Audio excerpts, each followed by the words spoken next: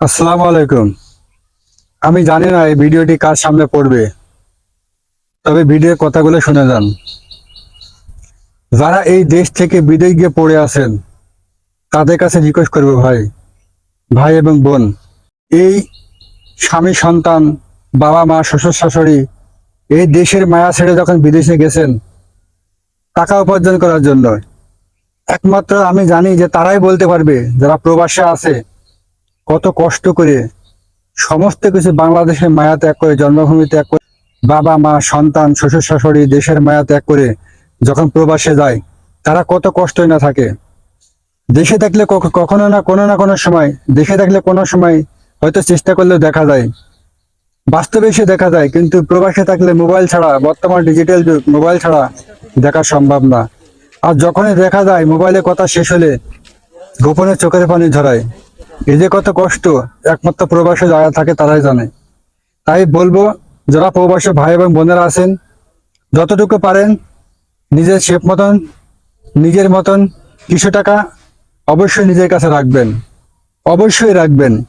কারণ অনেক বাংলাদেশি এমন অহরে অহরে ঘটতেছে, এত কষ্ট করে প্রবাসে থাকার পরে বাংলাদেশে যখন আসে, বাংলাদেশে আসার পরে তাদের চলাফেরার টাকাই থাকে না। কারণ বাংলাদেশের মানুষ মনে করে যারা প্রবাসে থাকে তারা হলো টাকার মেশিন।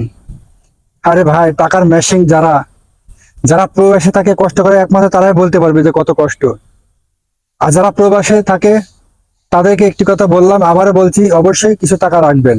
আর দেশে যারা আছেন, যাদের প্রবাসের লোক আছে, যেই থাকুক না কেন, ভাই বোন, স্বামী সন্তান স্ত্রী যেই থাকুক না কেন, তাদেরকে বলবো তারা অবশ্যই প্রবাসে যারা থাকে তাদেরকে একটু সুযোগ সুবিধা করে দিবেন, সহযোগিতা করবেন, ভালো ভালো কথা বলবেন। তারা কত কষ্ট করে সারাদিন পরিশ্রম করে আপনার সাথে দুইটা কথা বলে, তাদের সাথে ভালো কথা বলবেন। ভালো বাড়ি যদি কোনো সমস্যা হয়ে থাকে একটু চেপে রাখার চেষ্টা করবেন, তাদের কানে না দিলেই তারা কিন্তু অনেকটা খুশি। তারা কিন্তু বারবার জিজ্ঞেস করবে আপনাকে, কিন্তু কখনো সেই কথাগুলো, কষ্টের কথাগুলো তাদের কাছে সহজে প্রকাশ করবেন না। তাদের কাছে বারে বারে কিছু চাইবেন না। তাদের কাছে দেখবেন আগে তাদের মনে ভাবটা কি, তারা কি করছে, তারা কোনো কষ্ট আছে না সুখে আছে।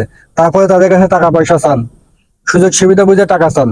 প্রত্যেক মাসে মাসে হিসেব করে ধরে ধরে রেখেন না, প্রত্যেক মাসে সিলাই ধরে বসে থাকেন না যে তারা প্রত্যেক মাসে মাসে টাকা দেবে।